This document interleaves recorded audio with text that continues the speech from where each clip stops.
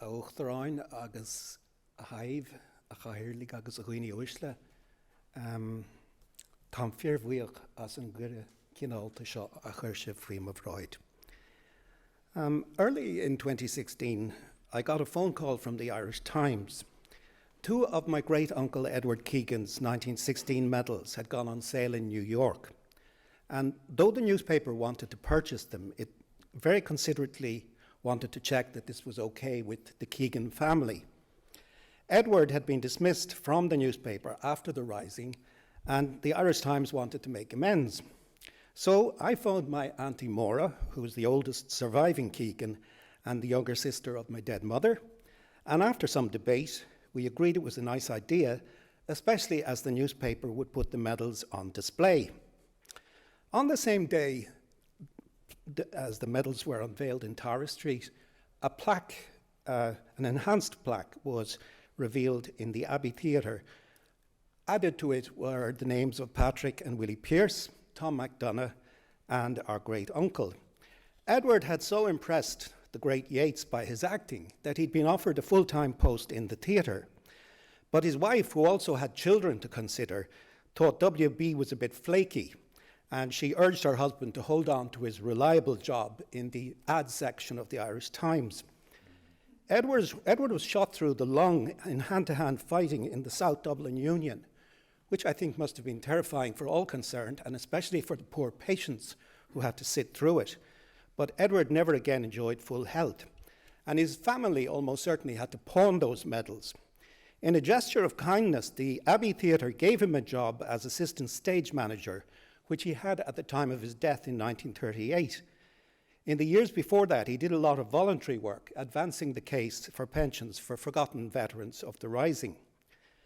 Like his brothers Joe and Tom, who was my maternal grandfather, he'd been a member of the Lawrence O'Toole Pipe Band and its hurling club, as well as of the Gaelic League and the Irish Volunteers.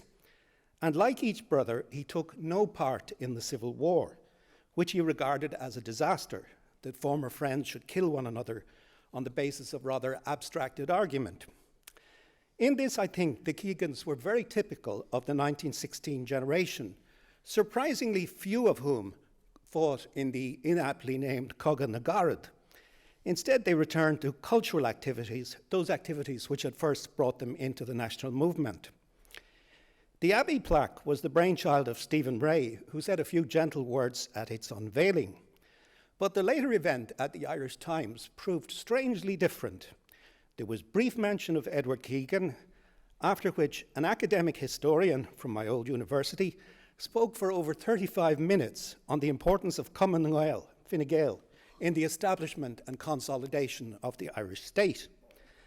Now, I found that a bit strange, though in some ways not, because of course I had spent 34 years in UCD. In recent years, the decade of commemorations was dominated by speakers from Fianna Fáil and Fine Gael, neither of which really existed as parties in the period we're covering, 1912 to 22. It was as if these latecomers to the feast were obsessed with inserting themselves into the narrative. And when more recently the time came to commemorate the Civil War, the joint presence of Fianna Fáil and Fine Gael as speakers at Bailnam Law was seen as a sign of maturity, breakthrough into open-heartedness. The bipolar theory that veterans of the War of Independence had all taken one side or the other in the Civil War was somehow seen as axiomatic, as the two parties which emerged from that war jockeyed their representatives into self-congratulatory positions. The role of the Labour Party leader at that time, Tom Johnson, in seeking a peace between the belligerents didn't receive much mention, nor did the part played by Labour in the many events commemorated: the agonising decision not to contest the 1918 election, the Soviet established in Limerick, ongoing agitation for the rights of women and children. A private security firm had been hired in 2013 with no sense of irony to control and monitor crowds which marked the anniversary of the Dublin lockout of 1913. It was all too reminiscent of Conor Cruise O'Brien's famous remark during the 66 commemorations that the two major parties were in danger of commemorating themselves to death. And although I live in Clontarf, I don't recall any major state or national event at Tom Johnson's grave in the local cemetery, or any mention that his suggestion that the rights of children, which had featured in the radical theories of the democratic programme of the first Dáil 1919, should be written into the 1922 Constitution. In a previous Machnamh paper, President Higgins has recalled how Tom Johnson's condemnation of non-judicial executions, quote, brought him not any thanks but death threats from Liam Lynch on behalf of the anti-treatyites. I think the reluctance to reproduce many of the radical ideas of the Easter Proclamation or the democratic programme in subsequent constitutions was probably based on the notion that ideas as such were dangerous. People often blame the Civil War on hair-splitting exponents of abstract notions, and this allergy to radical new ideas was amplified, especially if they were supported by radical women. Although Maud Gonne and Mary McSweeney won reputations as unmanageable revolutionaries, most women of the period wanted peace and confined their gestures to sending papers and tobacco to comfort men in jail, sometimes helping a person on the run to find a dugout in which to hide. But the role of women in trying to broker a peace in 1922, Republicans without malice, as Augusta Gregory called them, this proved futile. Hannah Skeffington has written of how, when she went to plead with Collins, she found only a man with a touch of the dictator, whose ideal Ireland was a replica of the British state, quote, with the usual soldier's contempt for civilians, particularly women, though these had often risked their lives to help him. Thus Hannah Sheehy Skeffington.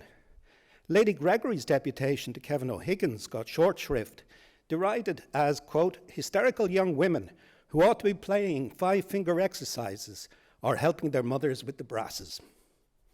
So, what then, I ask, was the Civil War all about? It was hardly the North, but everyone knew that Collins intended at some point to invade and reclaim it. Was it the oath of allegiance? It was hardly that either, except for those extreme idealists who lacked the patience to wait for expanded versions of freedom. They could have sworn the oath as an empty coercive formula and simply forgotten it. In later years, they would swear many oaths, which they forgot all too quickly indeed, showing that the Irish have a wonderful gift for amnesia as well as for remembering. The Civil War drew in some of these idealists, but I think also the kind of male who by 1922 had been convinced that alternative organizations of militancy were not available and had come to regard the state of war and fighting as almost normal. It's significant that wherever the British went, they created a cult around the word of soldierhood. And when they withdrew from a country, they often left conditions ripe for civil strife. Of course, in any but a strictly military sense, it's often difficult to assign a specific date to a civil war. In the Irish case, there were internal divisions long before 1922. And these were still being played out, I think, in attempts by Fianna Fáil to dominate the 1966 memorial events. Those of us old enough remember the writing out of Connolly from that particular script, or by Fine Gael to make similar efforts to link their party traditions to key moments in the decade of commemoration, which I encountered in the head office of the Irish Times. The British often withdrew precipitately before they had trained the colonised people in the art of government, although it's only fair to add that the civil service saw a fairly seamless transition and local government had been well reorganised by then. But George Russell, cooperator and poet, foresaw the coming political crisis in civic politics as early as 1916 when he wrote, "There is a danger in revolution if the revolutionary spirit is much more advanced than the moral qualities which alone can secure the success of a revolt. These intellectual and moral qualities, the skill to organise, the wisdom to control large undertakings, they are not natural gifts, but the result of experience."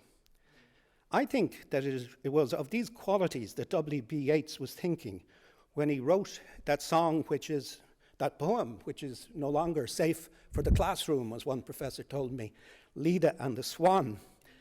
If Leda is the perennial Irish girl and the Swan a version of the invading power, the question at the end makes a sudden political sense. Did she put on his knowledge with his power before the indifferent beak could let her drop? The girl has feeling, the swan knowledge, and the poem is a reworking of a story of rape and brutal withdrawal. That final question could be asking, when the Irish took over power from the empire, did they also take on the centuries-honed skill of self-government, knowledge? The indifferent beak, whose violence is captured in those monosyllabic plosives, beak, drop, becomes Yeats's judgment on the callous suddenness of an ill-prepared British withdrawal, something that was going to be repeated in India, Cyprus, etc., etc., etc. So is that closer to what the Civil War was about? Out of the quarrel with ourselves, we make poetry, Yeats said, perhaps thinking of what Ernie O'Malley called the lyric phase of the revolution. But from the quarrel with others, we make prose. That bitter, hard-edged realism which led to appalling atrocities, both by Free Stater and Republican, and the burning out of many decent people, such as Horace Plunkett, at just that point when he intended to bequeath his house to the nation. George Russell said that the idealism of Yeats and the revival had given way to the realism of Joyce and O'Flaherty, an exploration of the sewers, and that this was perhaps an inevitable antidote. Joyce, in other words, was made inevitable by the poetry of Yeats. The lyric phase was bound sooner or later to contain the essential criticism of the poetry to which it adhered.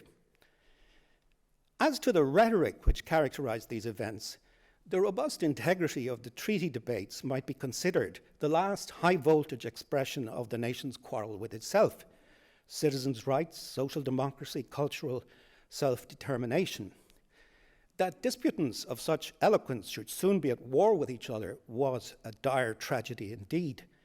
And yet there hangs over that debate a sense of uncertainty. Its speakers had sought various dreams of which they couldn't fully speak. They could speak only of having sought them.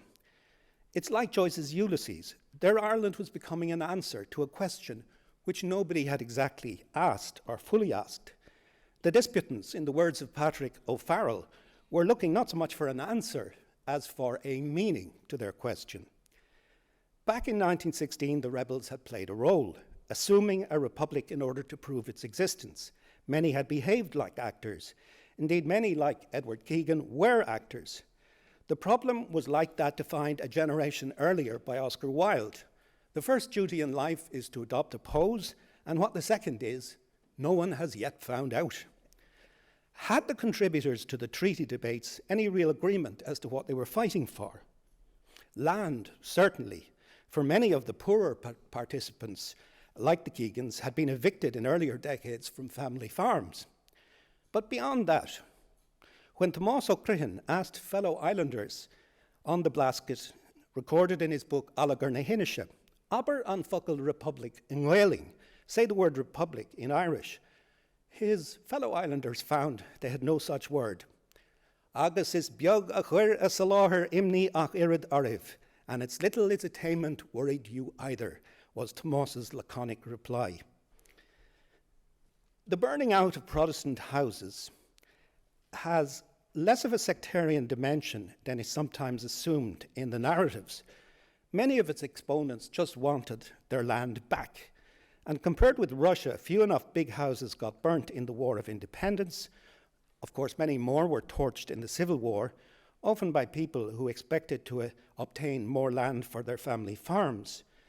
But some of the perpetrators, half apologetic for what they were doing, helped the aristocrats save family heirlooms, as Terence Dooley showed in that great recent book. And he also showed how some more crude operatives simply looted the houses, and that Catholic landlords were shot too, because their land was also felt to have been stolen from rightful owners. There's no doubt that many Protestants who left for England felt no longer welcome in Ireland or loved, and the closing of their houses and abandonment of their domains removed good jobs from Catholic as well as Protestant. But there is complexity here too. My Trinity roommate in the 1970s, his grandfather was a doctor in Greystones and Dalkey, a man who served in the Crown forces and lost a leg at Ypres. But he also cared for the local poor in Greystones and Dalkey, often without charge. And when his name was added to the list of men to be assassinated as members of the Crown forces, the local IRA alerted him and kept him in a hidden place until the danger had passed, and his family and descendants lived on happily in Ireland. Of course, these were frenetic times. The sheer effort expended in expelling the British from 26 counties, not to mention fighting for small countries in World War I and the Black and Tan Terror, all that had left people exhausted and in no mood to reimagine the national condition. I think a majority wearily accepted the treaty as the freedom to win further freedom. And indeed, great things were done in the early years of the state, such as building a power station, or broadcasting the first live sporting event, or improving the housing supply. But the old imperial-facing capital of Dublin was not relocated and replaced by a different city. Attitudes to schooling hardly changed at all. If anything, things went backwards. Pearse's idea of a sort of Montessori, child-centred arts and craft education made way for a dismal imitation of English public schools, with their rote learning and corporal punishment designed to bring rebellious individuals back into line. It was no surprise that many people lapsed back, exhausted, onto the received old forms, with imperial postboxes painted green and British guns once aimed at Easter rebels, now borrowed to shoot out the rebels in the forecourts. In all of that, there is what Erich Fromm would later call the fear of freedom. The bleakness of freedom could seem lonely indeed, unconsciously projected perhaps by the sheer blankness that made the map of Ireland seem empty on those first Free State postage stamps. Bernard Shaw captured that sense of baffled vacancy when he wrote in The Irish Statesman in 1928, "When we were given a free hand to make good, we found ourselves with a shock that has taken all the moral pluck out of us as completely as shell shock. We can recover ourselves only by forcing ourselves to face new ideas." Meanwhile, the people, cowed by a rule-obsessed ecclesiocracy, behaved like apple lickers. People who, if tempted in the Garden of Eden, would, in the words of Sean O'Faolain, have licked rather than bitten the apple. So, you end up back with Oscar Wilde's question: what was that second idea after the initial pose was abandoned? Some 1916 rebels thought they had got closer to it. Tom MacDonagh said that the mystic, quote, seeks to express the things of God that are made known to him in no language. This might be one way of explaining the British complaint that whenever they came up with an answer, the Irish changed the question. That was because maybe they had no final idea as to what exactly the question was. Some sort of mystical republic beyond description in any available language. James Joyce wrote about the uncreated conscience of the race. He said that the Irish working and middle class had yet to be made. Pearse, being Pearse, went much further. What if the dream come true, and if millions unborn shall dwell in the house that I shaped in my heart, the noble house of my thought? Now, I think that gives a key role to the unconscious, a sort of imaginative surplus to be revealed only in the future, Ireland of the coming times. And indeed, Hamlet was a play well known to the rebels. It was being performed during Easter week. And in the course of it, the player king says, "But orderly, to end where I begun, our wills and faces do so contrary run, that our devices still are overthrown, our thoughts are ours, their ends none of our own." In other words, the deed subverts its intended outcome. The unconscious does its will, bringing the people to a place they never expected to be. Or, as another Shakespearean king says, "No thought is contented, for it will seek its object in the strange and in the new." If the people had known their destination to begin with, they would never have needed to go there. It's like when we scholars are asked to list outcomes on a report sheet. And sure, if we knew what the outcomes were, we wouldn't need to do the 3 years of research. The exact same problem. I'll put it like this in literary critical terms. You need a self to narrate your story, but how can you presume to know a self until after the story is told? How can you represent the new in a language subsoiled with the messy precedents, the unknown expressed in terms of the known? Robert Balla once pointed out to me that the fuzzy font on the Easter Proclamation represents this problem, the fuzziness of the surrounding thinking. And one could say the same about O'Casey, who was generally careful to keep his rebels off the stage. As one of my colleagues once said, most of his gunmen are shadows. The same question was put by W.B. Yeats in his play Resurrection.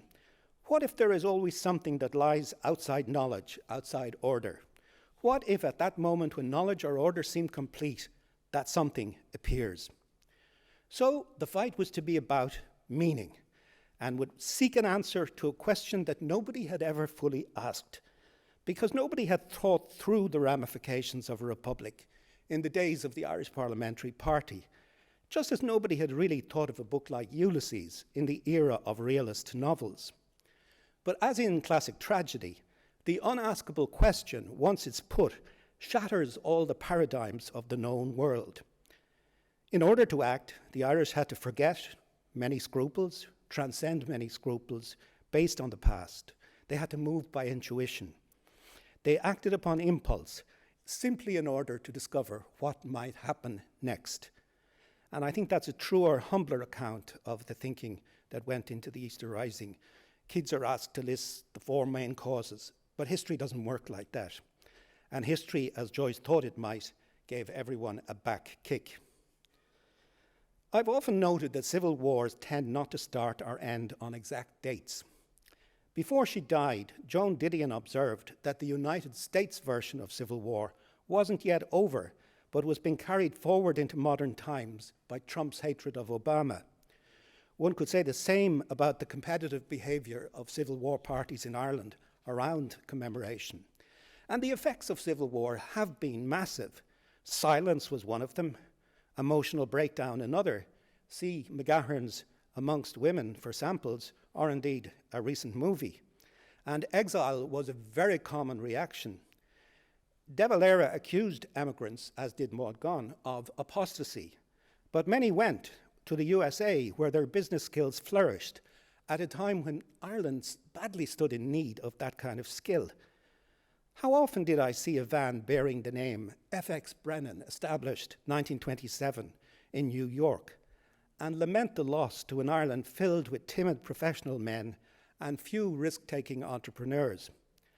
As for the ranchers who replaced the landlords, their role had been anticipated and foretold over 100 years earlier, when Thady Quirke took over Castle Rackrent on the terms most favourable to every middleman who followed him. Edgeworth foresaw the next 200 years. The Civil War had multiple antecedents indeed. If you wanted to, you could go back as far as Wexford and Waterford in 1169, the internal strife of the 12th century, which led to the invasion of Ireland. But there's no doubt that an amazing number of intellectuals, whether participant or not, were so disgusted by the vicious civilian strife that they opted for various forms of emigration. Flann Campbell, for instance, went to the US in 1925 and effectively founded Irish studies there after the collapse of his marriage. Fordham University amalgamated his school into its English department in 1932, and he stayed teaching there until 1939. Sean O'Fallon left for literary study and teaching at Harvard. Prison allowed these figures to rethink their nationalist politics, as Frank O'Connor illustrated in his famous story, Guests of the Nation, about the plight of men forced to kill those who have actually become their friends. The losers of the Civil War were often socially disgraced, and many found it hard to get regular work in their old trades, or even communion at some altar rails. Most were landless labourers. Some went into the small-time pub trade. Not for them the large rolling acres after the Land Acts. Yet the revolutionary spirit that swept Europe after 1918 led landless labourers to understand that they were persons of consequence in their own right. John McGahern, however, did not regard 1922 as a significant date. It was simply, he once said to me, a moment when responsibility for managing the decline of rural Ireland passed from one elite to another. The emerging grazier class was more interested in land ownership than land use, and in securing enough affluence to place a son in a diocesan college or to make another offspring an apprentice solicitor. People killed with respectability, masulacht, as the old phrase went, who could be relied upon to promote the appropriate ideology. So there were few to speak for those landless labourers who left in great numbers. His utter lack of interest in the radical ideas of the democratic programme of 1919 meant that De Valera probably got fewer votes than he might have done in the early years of Fianna Fáil. Allegations that he was a Bolshevik put paid to all of that. His idolater and biographer Dorothy McArdle finally rebuked him for timidity in 1937, lamenting in a letter that Ireland was now a necropolis, an idea Brian Friel later developed in a play.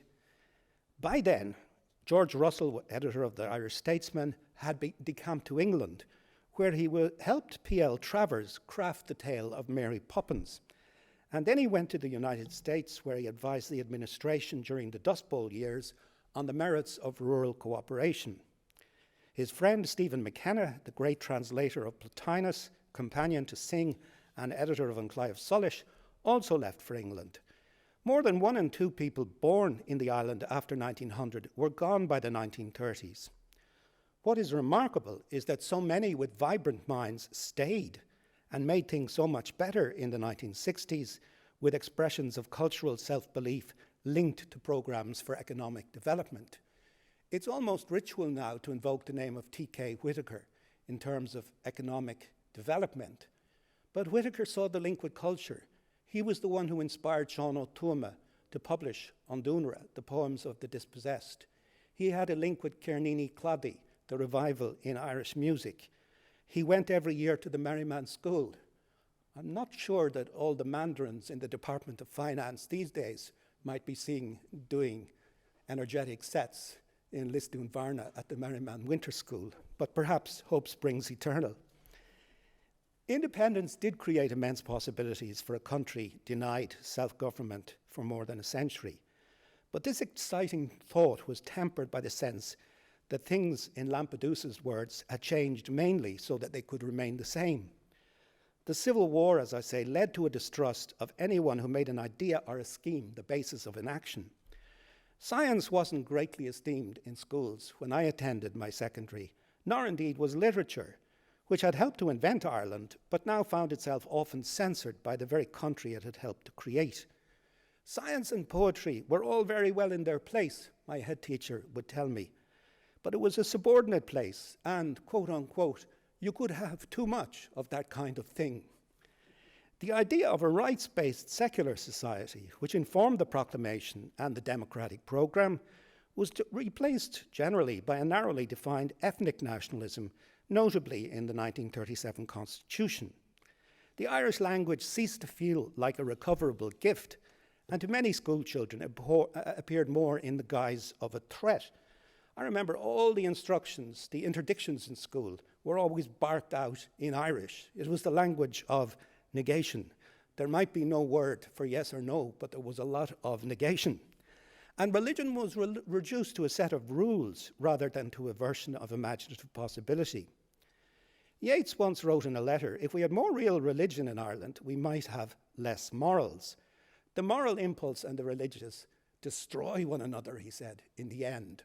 I was once, he added, fearful of turning out rational myself. No hope. But few people really understood what he meant. The study of the catechism of Catholic doctrine and of the intricate grammar of irregularities in the Irish language took up so many hours of the school day, and teachers were encouraged to see themselves as the non-commissioned officers of the official church. So, as Ireland hovered between sovereign status and empire affiliate, it was indeed caught in a posture of waiting for full republican sovereignty, for social democracy, economic liftoff, even spiritual renewal. In Beckett's play Endgame, 1957, one of the characters asks, "Do you believe in a life to come?" only to be told, "Mine was always that."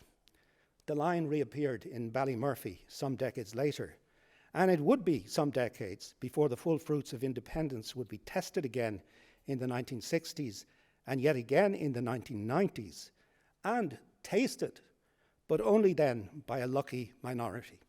Thank you very much.